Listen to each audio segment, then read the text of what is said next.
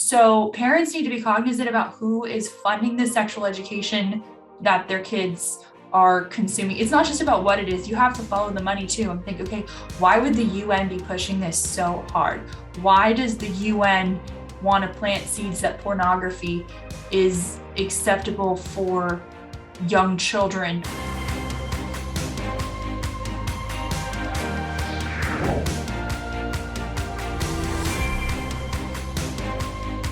Hey everybody, welcome to another episode of Conversations That Matter. I'm so glad you could join us. I'm Alex Newman with the New American Magazine. We have a returning guest, a very special guest, Allison Royal. She used to work for the corporate media.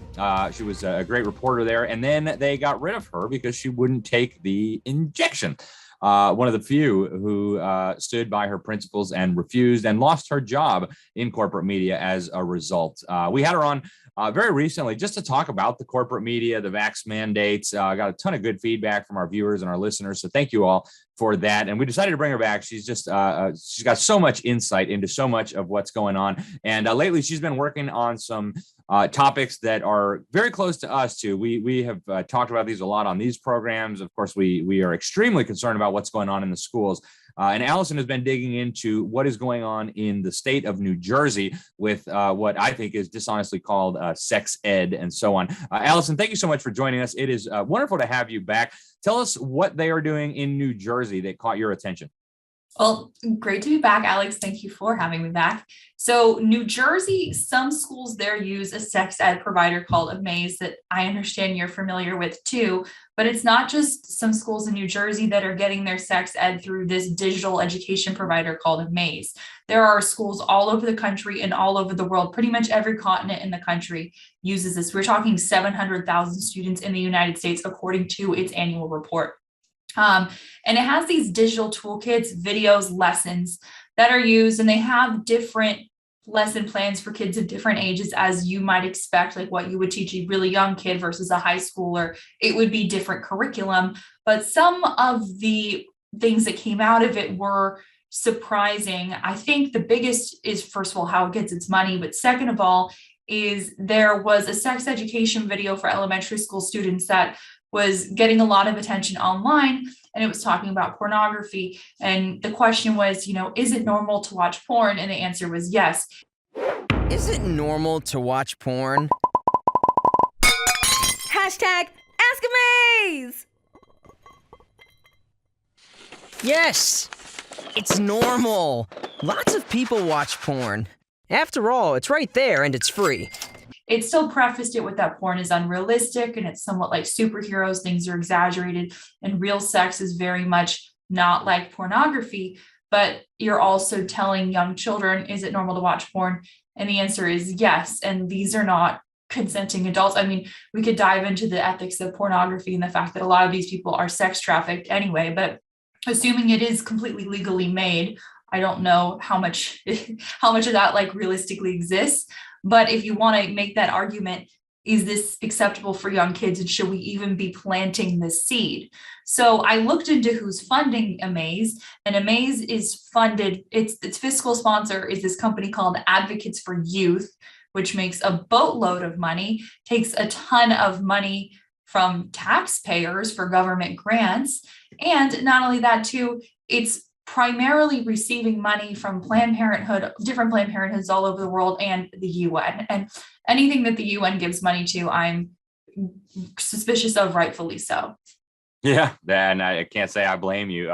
And yeah, I've seen some of these videos that you're talking about, and I would say these videos, under the traditional definition of pornography, these videos themselves are actually pornography. I mean, yes, they're cartoon images, but they full blown, images of genitals and sexual activity. And folks, these things are being presented to children, to little children. And remember, this is the government, right? If a parent wants to introduce their child to porn, okay, I think you're a very bad parent, but that's one thing. But to have the taxpayer funded schools doing this is a whole nother issue. When is all this set to roll out, and what kind of response is there in New Jersey? Have you been monitoring, what parents are doing, what lawmakers are saying? What's the reaction there? So I spoke to a state senator there named Holly Schepisi, and that's in my story that's on my Rumble channel.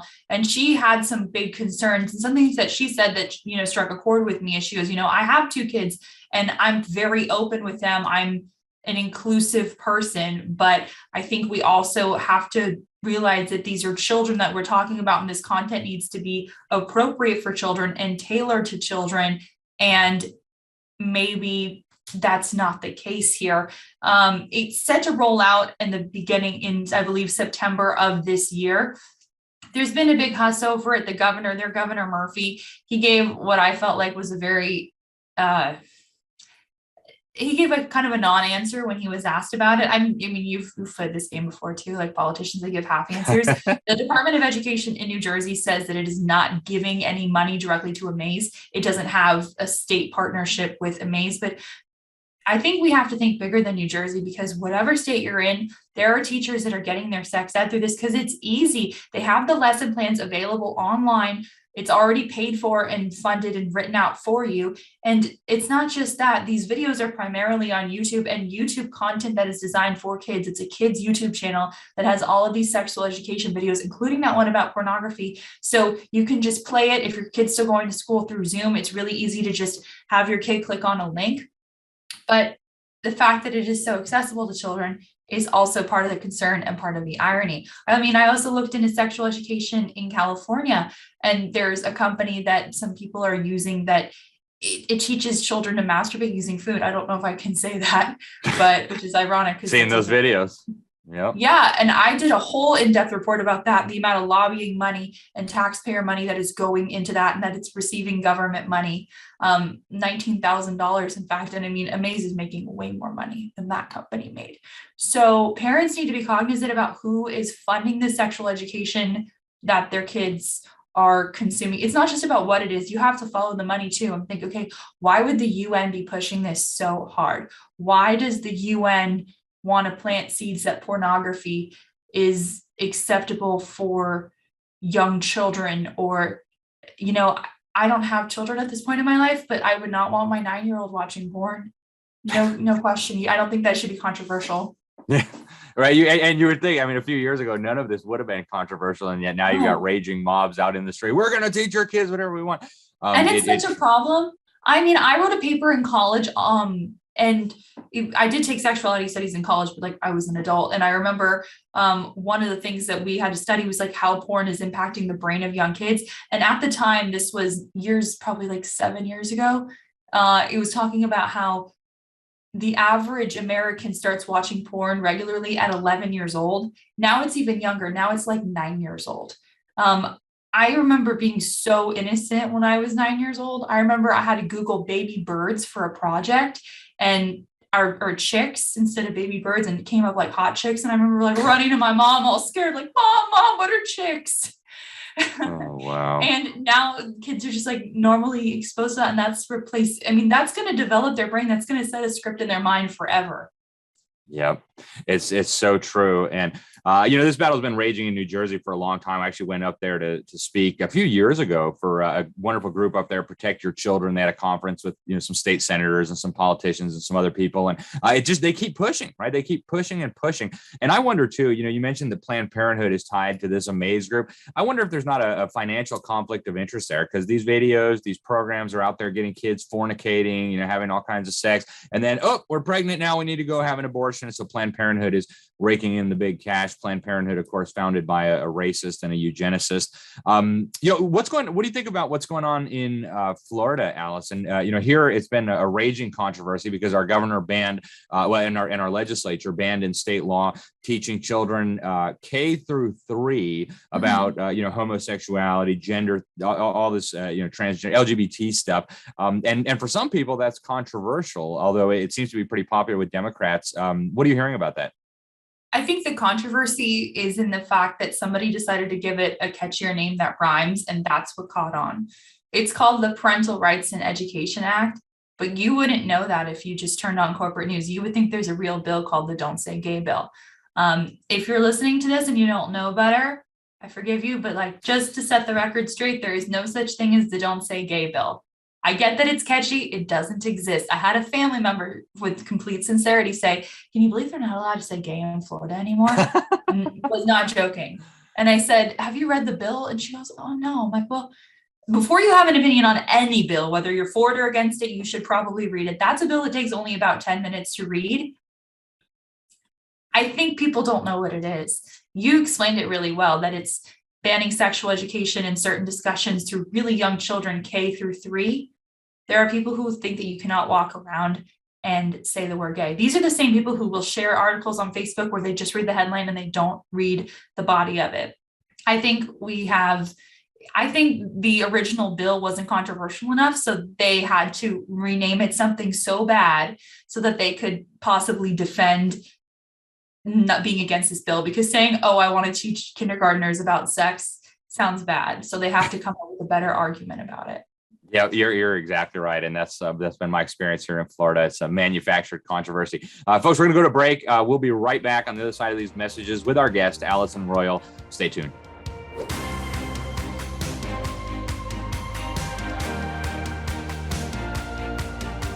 What are your thoughts on just the media coverage of this whole issue? That parents are upset, and the sex ed is in the news. What are your thoughts on how the media has handled this? For the most part, irresponsibly. I think that even calling it a name that it isn't is irresponsible and misleading. I get that "Don't Say Gay" is catchy. It rhymes. It sounds like a song. It's not true, though. You should be calling it the Parental Rights and Education Act in Florida. You should be quoting the bill and referencing it. You should have a link to it in your web article, but we're talking about a fictitious bill that doesn't exist. And I think that's the issue. So when you see a reporter, sometimes in Florida, I've seen reports I worked for a company called Tegna, and they have 2 stations in Florida. And I've seen reporters call it, sometimes called the "Don't Say Gay" bill.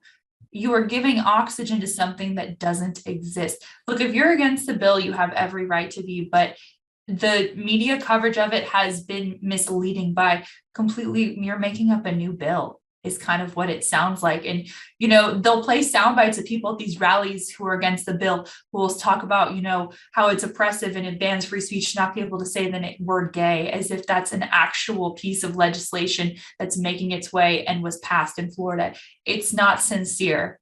It's sensationalism. And we're not going to see the end of this, especially now that Elon Musk bought Twitter. We're going to see people cracking down on, quote, misinformation hard. We're going to see people in different states try to introduce legislation to try to combat this and make sure that, only real doctors and real scientists and only real information can be out there. Because now that Elon Musk, I've seen his name be just totally dragged through the mud the last few days. But remember this conversation with Alex and me, because it will age well.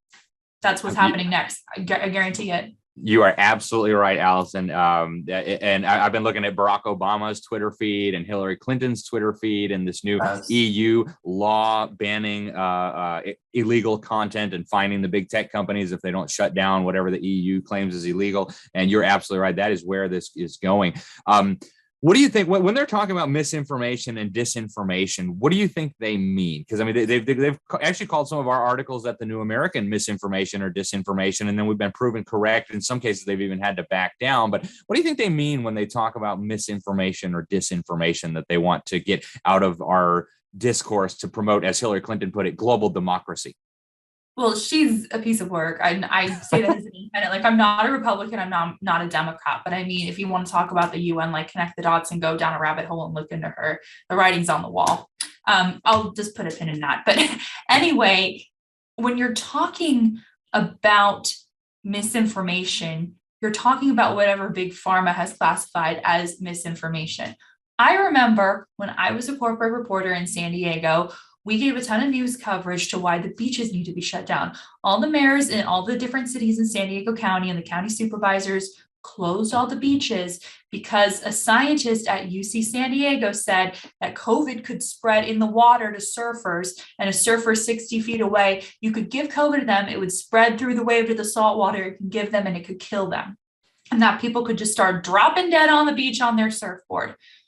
There are still news articles up that they haven't done enough damage control to take them down, which I kind of respect, but I also would probably do a cleanup operation if I were them. The San Diego Union Tribune and a bunch of news stations in the area still have them. That now is considered misinformation. We know that just isn't true. However, yesterday's information could be tomorrow's misinformation and vice versa. So having penalties for it is ridiculous. It's whatever Big Pharma says. People used to tell me that vaccinated people couldn't spread COVID. And so when someone tested positive, they would say, why aren't they vaccinated? I know triple vaccinated people who have been diagnosed with COVID. That's now been proven to be misinformation. However, if you said that, I'm sure HR would have something to say about it. So I think the reason the New American has had criticism is because you all probably don't take the kind of money from big pharma that these news corporations do. Yeah. And then we experienced that. We had YouTube take down a bunch of our stuff. We were interviewing leading international doctors and scientists, people who were at the top of their field, people who everybody recognized as top experts. And then suddenly they said something contrary to the narrative that in retrospect was absolutely correct. And boom, YouTube strike, boom, Facebook censorship, fact check, whatever. It truly has been amazing. Allison, we've only got a few minutes left, and I know you're working on a big story about the food processing plants. I've seen a lot of chatter about this over the last few days, last week or so. We had Joe Biden come out and say the food crisis that's coming is going to be real, was his term. I don't know if he was off script or if that had been planned out in advance. With regard to food shortage, yes, we did talk about food shortages. And it's going to be real. We have Tucker Carlson, the top cable news host in America, warning that food shortages are coming. And now we've got news reports from all over the country showing these food processing plants that have been catching on fire, airplane crashed into them, welding accident. What have you learned about this story so far? It's suspicious. We don't have a definitive cause, right? My gut tells me that these are all connected, but I don't have proof for that at the moment. Nonetheless, this should be on your radar because this is happening all over the country. Salinas, California, then over in Georgia. Just if you look at a map, you can start connecting the dots. So I interviewed somebody who I think a producer for Tucker Carlson actually got the idea from, Dr. Benjamin Braddock. That's an alias that he uses, but he tracks these instances all over the country and looks at the domino effect of it. And we have to think about what this going to mean for the world food supply. And then when this starts happening in other countries, are people going to start migrating to the US even more so than they are right now? Do we have the ability to take that influx of people? And then we have more people who need to be fed here. It is a giant rabbit hole that you could go down forever. But I think the main takeaway is watch the story. I'm publishing it soon. So that subscribe so that way you're notified when it's published. But that way you can see, is this happening in my town? And then maybe look into it. That's kind of a suspicious fire. Why do two different planes have crashed into food processing plants in the last couple of weeks? That's not something that happens too often, is it, Alex? People need Sounds to be very cognizant. unlikely. Yeah. And then also the other thing is, even if you're not this experienced farmer and rancher, we all should probably start taking steps to be a little bit more independent when it comes to our food supply. Even if you just have an apartment where you only can have a little square of grass, start growing some berries or some sort of fruits or something. Start getting yourself familiarized with, just start growing one thing. I went full-blown conspiracy theorist with my parents on this, and they went and bought some canned food. Thank goodness. One thing I said actually resonated with them. Grow some berries in the backyard. Like, you can just start taking baby steps, so that way it's not this rude awakening and we don't have the toilet paper shortage times 100 when stuff hits the fan. Yep, absolutely. Good advice there, Allison. I couldn't agree with you more. Before we go, what's on your radar? What's coming down the pike? Any big stories that you're watching, monitoring, aside from the food crisis? Any sneak previews you can give us of what's coming in the future? Oh, yeah. If you live in LA County or know someone who does, I have a story that a whistleblower actually gave me the information on initially. I am so excited to publish this story. We're talking about billions of taxpayer dollars that have gone to an incredibly suspicious organization that has ties to genetics testing in China. Whistleblowers are the best. I mean, obviously that gave me the initial idea, and then I started looking in from there. It took me 2 months to get the public records that I wanted for this, and I just got them about a week ago. And even if you don't live in LA County, we need to be holding our public officials accountable. I mean, whether or not you think elections are legitimate, they are in power. How they got in power, I think we could talk about that for days. These people are running away with your hard-earned money. And if you don't hold them to some sort of standard, they're going to get away with it. Absolutely. I am intrigued. And if I wasn't already subscribed to your channels and your Twitter, I'd be doing it right now. Allison, what's the best way for people to follow you on the internet? Thank you. So on Twitter, I'm Allison Royal TV. That's Allison with 2 L's. And then my Rumble channel is linked in my Twitter bio. But if you just search Allison Royal or Allison Royal New School News on Rumble, you can find it. I'm not really on YouTube because, as you've mentioned, YouTube is not controlled by the best people and is not a free speech platform. That's not even an opinion. It just isn't. So I try to stay away from that and get people to Rumble. I know Rumble, it just doesn't have the audience that YouTube has, but please, people, come to Rumble. Come on down. Absolutely. Allison, thank you so much for joining us. Always a pleasure. We'll be sure to get you back soon. Thanks again. All righty, folks. That was Allison Royal, independent journalist extraordinaire. Thank you for tuning in. I'm Alex Newman. This is Conversations That Matter for the New American Magazine. We so appreciate you. Go to our website, thenewamerican.com, hit that subscribe button, get our print magazine, get signed up for our free daily headlines. Go to our Rumble channel, sign up there for more awesome content like this with newsmakers, opinion molders, and just interesting people. Thanks again. Till next time, God bless you all.